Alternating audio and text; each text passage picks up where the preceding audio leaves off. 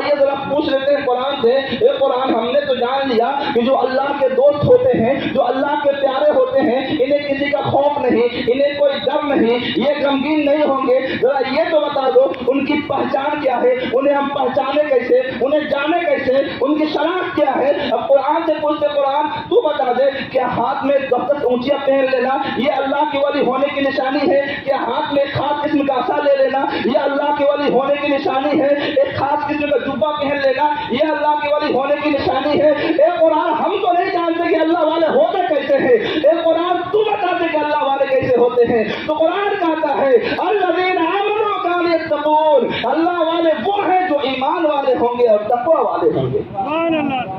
تو آج کل صرف داڑھی ٹوپی دیکھ کر کے یا کوئی کہے کہ طریقت الگ ہے شریعت الگ ہے، نماز پڑھنے کی کوئی ضرورت نہیں، یہ شریعت کا کام ہے، طریقت میں نماز وغیرہ نہیں، سمجھ لے سب سے بڑا جاہل آدمی ہے وہ، اپنے آپ کو چاہے جتنا بڑا بزرگ کیوں نہ کہتا ہو، وہ کرامت دکھاتا ہو تو وہ کرامت نہیں ہوگی بلکہ اسے بولے استدراج، جادو، کیونکہ جب تک کہ شریعت پر مکمل طور پہ عمل نہیں ہوگا تب تک کہ وہ ولی نہیں ہو سکتا۔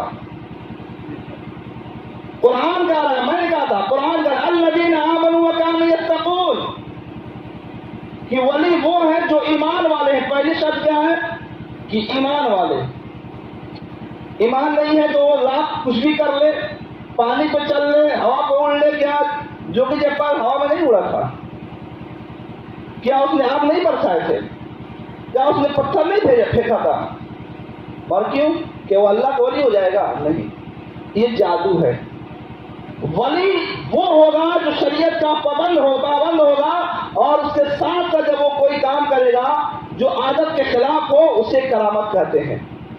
تو پہلی شرط ہے ایمان، دوسری شرط ہے تقوی یعنی پرہیزگاری، نماز روزے کا پابند ہو، شریعت کے خلاف اس کا کوئی کام نہ ہو، تب آپ اس شخص سے مرید ہو، ورنہ بڑا دیکھ کر کے بڑا سلسلے کا آدمی ہے، بڑا آدمی ہے، لمبی ٹوپی پہنا ہوا ہے، داڑھی ہے، دس انگوٹھی پہنا ہوا ہے، مرید ہو جائے؟ نہیں، ایسے شخص سے مرید نہ ہو۔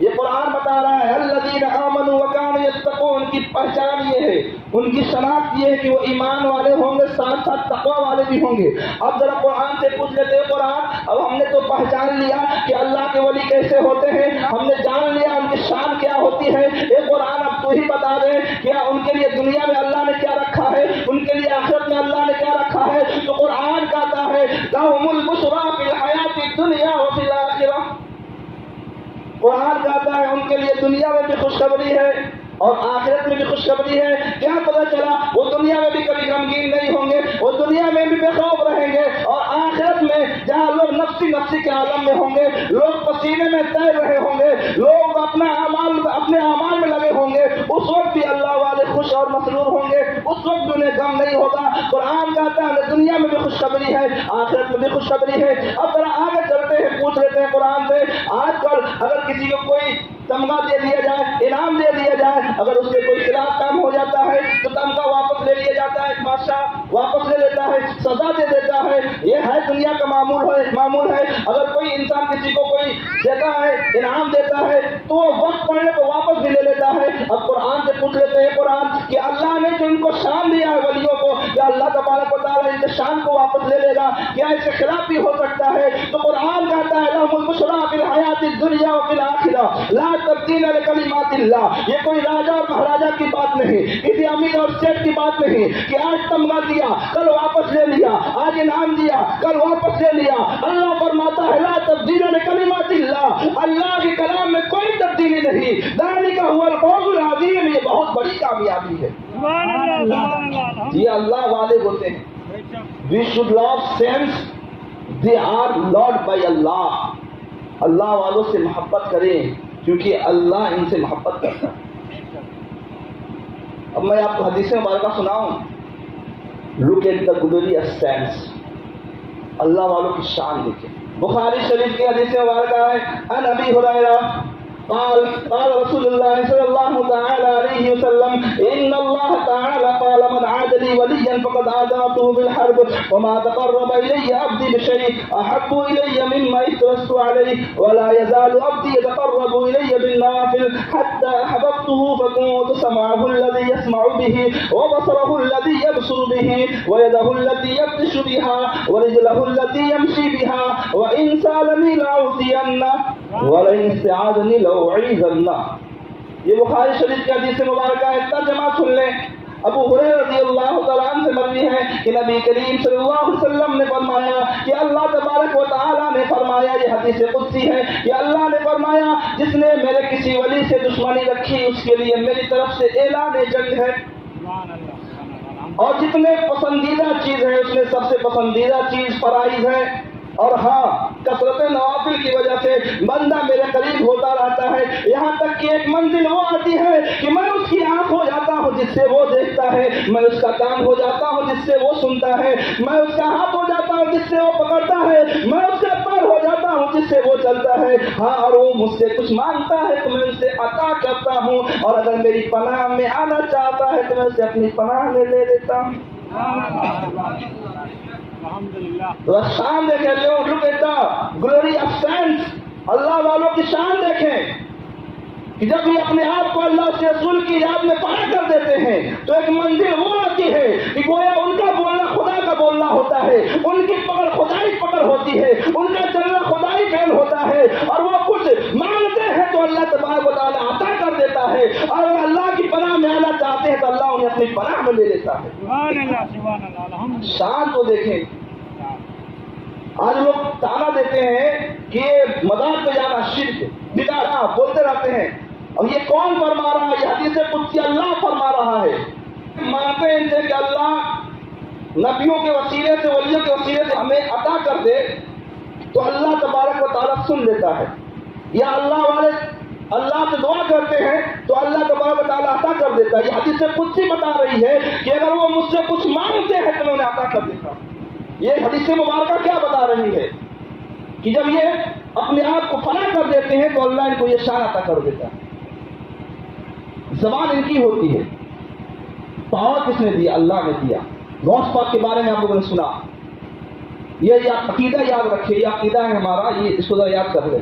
عقیدہ ہے کہ اگر اللہ تبارک و تعالی نہ چاہے, کیا اللہ تبارک و تعالی نہ چاہے تو پوری دنیا کے لوگ جنوں ان سب مل جائیں اور مل کر کے ایک تنکے کو ہلانا چاہیں, بہت بڑی چیز نہیں, ایک تنکے کو ہلانا چاہے تو نہیں ہلا سکتے.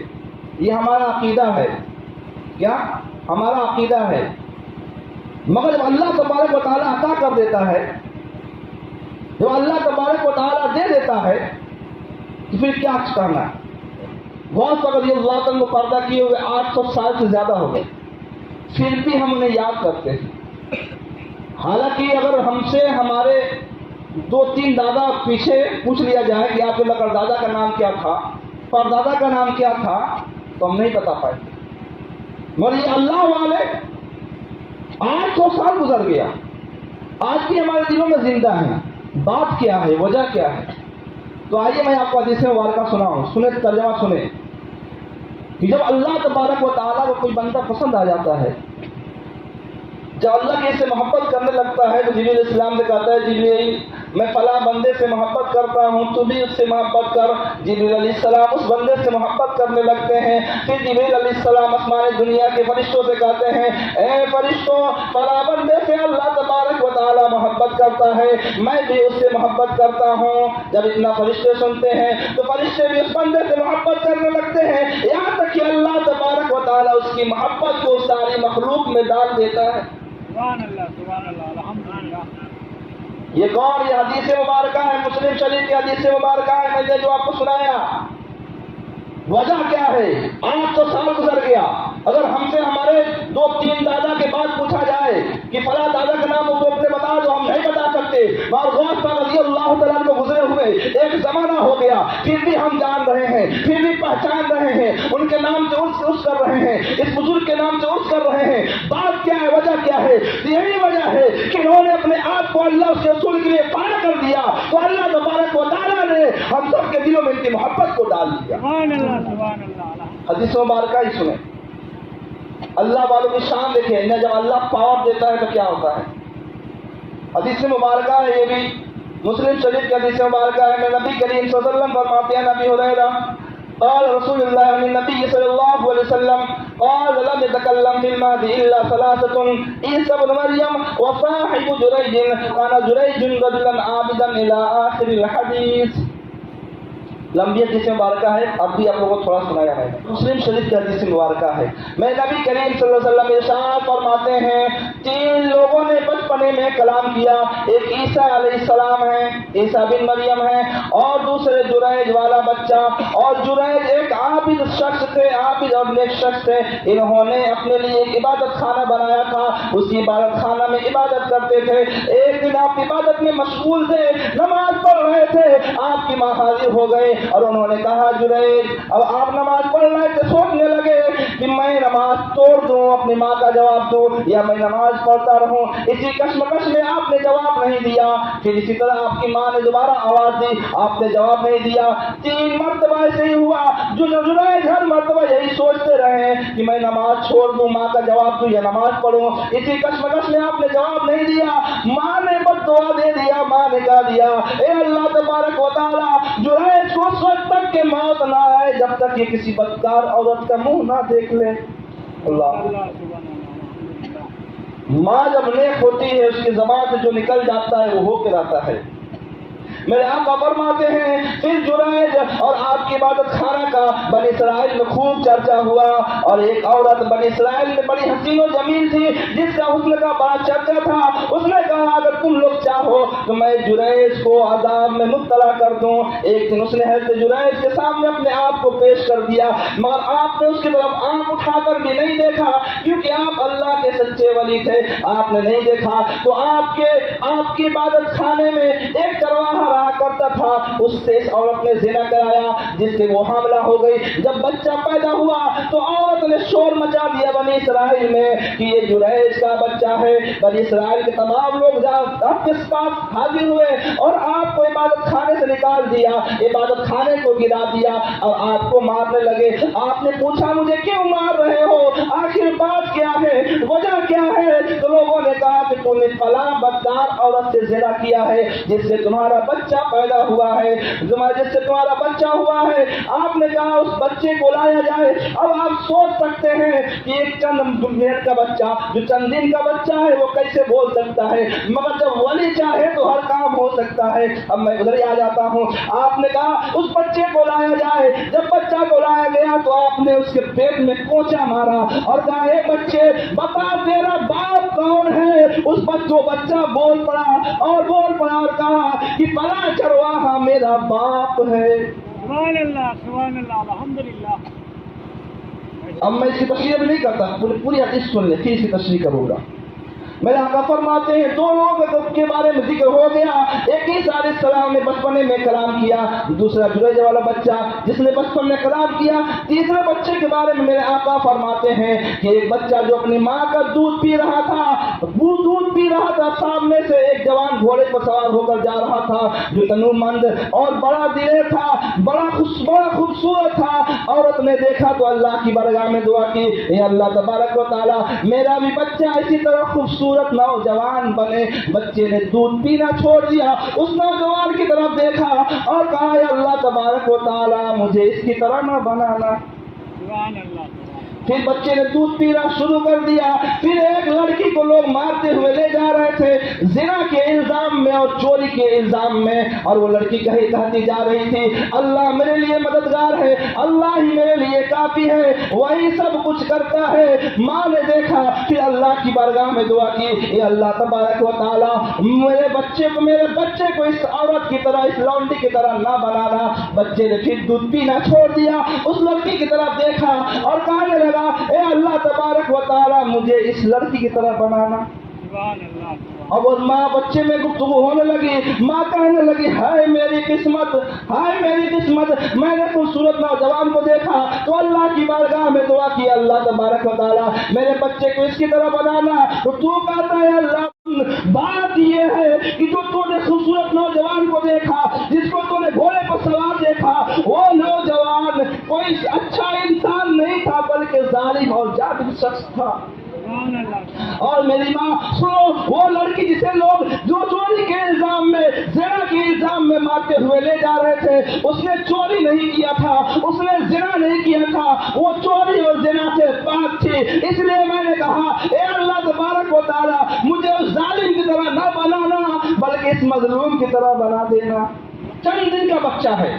वाली की शान देखा। आज लोग कहते हैं कि नबी कुछ नहीं कहते, नबी की बात छोड़ो, उनके गुलामों की शान को देखो, वो जो चाहे कर सकते हैं। हज़रत जुरैज रज़ियल्लाहु तआला ने कहा, बच्चे को लाओ, चंद दिन का बच्चा है, कोचा मारा और कहा, बता तेरा बाप कौन है। तो बच्चा जो चंद दिन का है बोल पड़ा कि ये मेरे बाप नहीं है बल्कि फला चरवाहा मेरा बाप है। ये हदीस मुबारक क्या फरमाती, क्या बताती है? ये हदीस मुबारक बताती है जो फीह अन्न करमातिल औलिया तक़ौ बिइख्तियारिही, मतलब करामात औलिया किराम के इख्तियारात में है, जब चाहे जो चाहे करामत दिखा दे। इमाम नबी रहमतुल्लाह अलैहि फरमाते हैं, फीह अन्न करमातिल औलिया तक़ौ बिइख्तियारिही मतलबिहिम, करामात औलिया किराम के इख्तियारात में है, जब चाहे जो चाहे करामत दिखा दे। तो ये वली की शान है।